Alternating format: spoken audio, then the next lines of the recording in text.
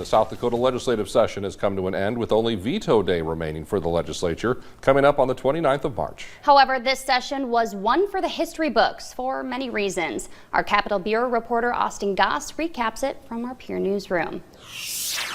An unprecedented budget, an impeachment resolution, marijuana, and a once-in-a-lifetime pandemic. The 2021 South Dakota legislative session was one for the history books. I think the session went well. You know, we had some historical events that challenged us, that put obstacles in our path, that I think the legislature did a very good job of handling.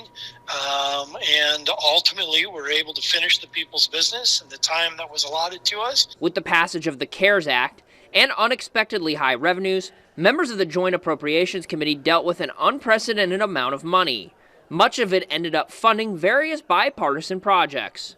We were able to recode a large number of spending for frontline workers, law enforcement, Department of Corrections, and be able to recode that, which left us a lot of one-time dollars.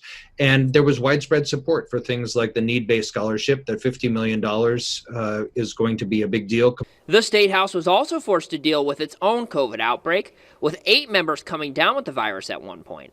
However, Speaker Spencer Goss says they stayed with the state's theme of personal responsibility.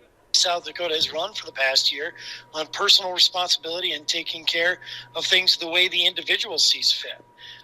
We came into session with the exact same attitude, and I think ultimately the result turned out very well.